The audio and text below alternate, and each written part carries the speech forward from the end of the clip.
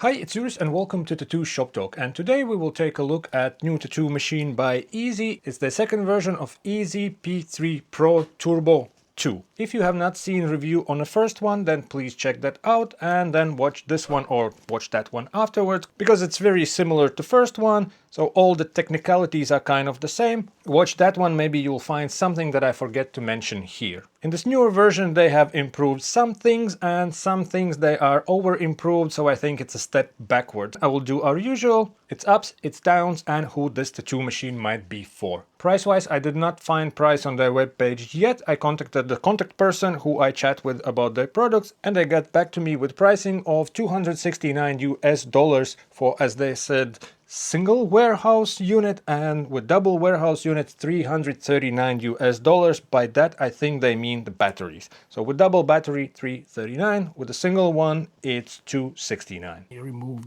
that.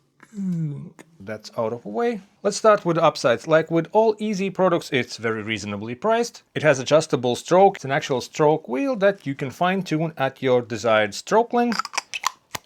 Compact battery with plenty bright screen, you can see it here, and it's tucked away behind this plastic sort of shielding, therefore it's protected. If you drop it or knock it, max you will break the cover and the screen will still function, and that's all good news. It has, as usual, pretty intuitive controls, easy to pick up, so run and boom.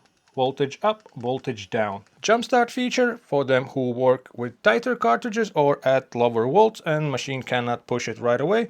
You just press up and down buttons together, boom, and a little lightning bolt appears in there, and that indicates that jumpstart is on. You can hear that. It also has a timer for them who cares about timer. That's at the very bottom of screen there. I don't use it, I don't care, but option is there. In comparison to first generation, it has taller grip. You can see on first gen grip is here, and then it's the machine. On this unit, grip covers all the bottom part, which in size I think it's improvement because you have more part that you can remove and clean if a need be. But there's also a little thing that I'm not a fan of. We will touch on it a bit later. Size wise, the taller grip I think is a bonus. And if you want to open it up, you just pop it off. It didn't feel intuitive from the beginning when I got the tattoo machine. I was trying to unscrew it. It was not going anywhere, and there's a little bit on that later as well. Motor compared to Model 1 is same but slightly different. I don't know if there's actually any differences. It looks very similar. The shape is a bit different. It also feels similar. In a box, once you get it, you get the box. Not the greatest unboxing experience. Inside the box you get charging cable and you get a bunch of screws if you lose the ones that you adjust stroke length with. There was also included a little screwdriver that I already misplaced, so I don't have it on me now, but it's just a regular screwdriver. Instruction, again, there'll be more on this in a bit. Now let's look into downsides, or more like meh type of things, the things that I'm not a fan of. Not a downside, things could have been better. The screw now that you adjust stroke length with is bigger, which is nice, because on previous model there was a little screw with a little hex sort of attachment, and we managed to strip it, and to change that it was adventure on its own because it's super tiny. You try to put in small Allen key, you strip that one. I ended up using those little screwdrivers that are, I think they meant for like a computer type of stuff for small screws, so we just jammed one of those things in, managed to get the small screw out and replaced it. It wasn't easy, it was doable. So this looks like a better option, but instead of a hex connection, now they have this screwdriver connection right there. Sort of easy, everyone has screwdrivers. Meantime, I think hex connection would be better, just a bigger screw so you don't strip it that easy, because with screwdriver, I can imagine that some people, when they are trying to adjust stroke length, they will mess up and stab themselves in a finger with the screwdriver, because this part moves and screwdriver can slip out. Therefore, I think it's not the best option. Hex screw would be better choice in my opinion. As you can see, my machine has a bit beaten up look. There's few like scratches and whatnot. That's because my unit had a bit rough start. When I received it, first of all, it came in a box which had a previous model sticker slapped on another sticker. My box had a P3 Pro Turbo, which is first generation machine. Sticker slapped on top of some other sticker. So that was what I had on a box. I removed that one and I placed it there. And inside the box, it came with instruction from Model 1. Therefore, for me, it was a bit confusing to understand what's what, how it works, and how things are taken apart. Plus the wheel that adjusts needle length, the needle throw, how much is going on, it was jammed. I couldn't get it moving. First I tried to unscrew it, it was completely locked. I tried to knock it, I even tried to use heat gun, and nothing worked. And me and my colleague thought that maybe for some weird reason Easy have decided to remove needle length adjustment completely, which would be a weird choice. Then I contacted Easy, and then they sent me video which clearly shows that there is option to adjust needle length. I got back to my tough lab, used a bunch of unconventional tools, knock it with things like this, tried to like wedge it with this type of a thing. Finally it moved, but because of instructions were not there and it was jammed, it's a bit rough start, and that's why this machine have few battle scars. Also, while trying to get it open, I started to move this part and I was like, yeah, something moves, and then I realized that I opened battery up. Not try too hard, you see all cables are twisted up in there. I didn't even know that it's possible to get these batteries open. That's my rough start. As a battery itself, it removes pretty easily. Boom, you pop it off. It's the same one like on previous models. Easy peasy, that all works fine. Plus, if you have these machines with these batteries, then you are safe in that department. You have plenty of battery hours to work with. As for needle adjustment itself, I'll pop a cartridge in, and there is one weird thing. When you run it and when you adjust stroke length, adjustment of stroke length works in the opposite direction that I'm usually used to even on previous model. When you turn it clockwise, it makes needle length longer, and counterclockwise, if you turn back, then it would make it shorter. On this one, it's other way around.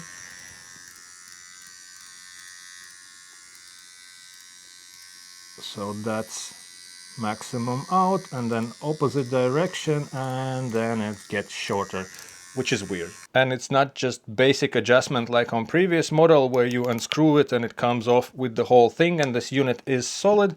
Here now there are these moving parts, which makes cartridge go up and down.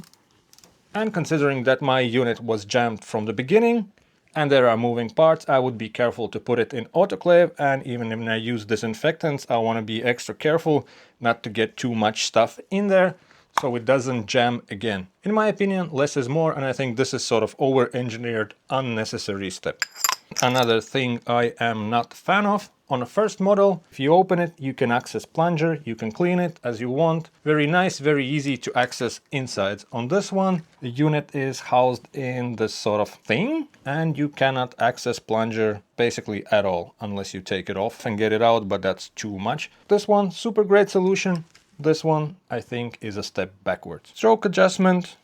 You unscrew this screw and then move this part up and down, and there are little arrows and little markings that indicate stroke length, so you can go from 2.5 millimeters up to 5 millimeters, which is a pretty wide throw. Pretty smart. On previous model you can move cam more than 5 millimeters. Here the screw stops it from moving too far front, which means that you will not mess it up even if you try. Max at 5 millimeters now. Put it back at 4. How to pack this tattoo machine. And it's the usual sticky plastic. One piece I put over the part that spins, and I don't care much about direction of the screen or buttons. That have never been a problem. I don't need to spin it around, even though you can. Also, you can accidentally unscrew battery. Now you know that it's possible. I didn't know before it happened. Then we slap a second piece of sticky plastic on a grip. Boom.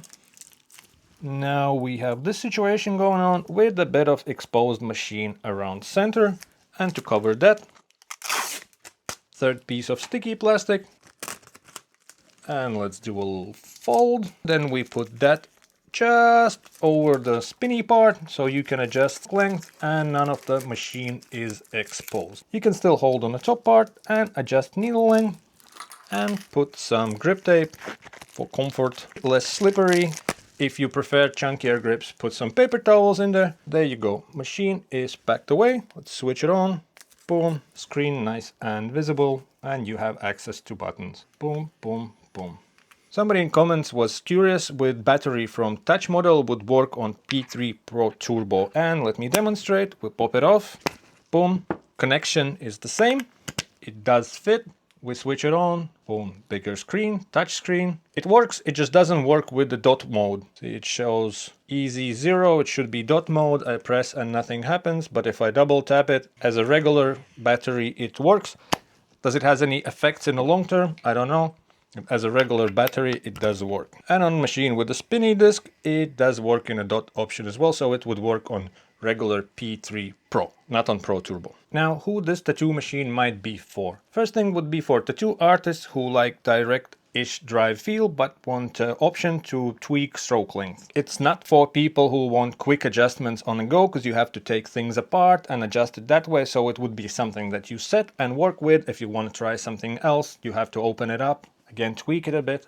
So you have to be a bit tech savvy, you have to be comfortable enough to open your machine up and work with screwdrivers or other tools. If you're not into taking machines apart, then it might not be thing for you. For example, when some tattooists drop by and they want to check some machines out, when we show, for example, P3 Pro Turbo first generation, or now we have this generation, in comparison to these sort of spinny wheel stroke adjustments, many tattooists don't feel that involved in technology, so they choose this one just for the simplicity of its use. And it is easier to adjust stroke on these. This one feels a bit more punchy and I prefer this type of a thing. I have seen amazing work done with previous generation machine and I don't see any reason why it wouldn't be the same with this one. I mentioned all the ups, all the downs with it. When I just first got it, it was set to 4.5mm strokes. I tried on some more like traditional type of works. I used 9 liners and I think 11 round magnums. It had no problem to work with it at 4.5mm stroke. Then I dialed it down to 4mm and I used it with like 1003 liners up to 7 round shaders and no problems there.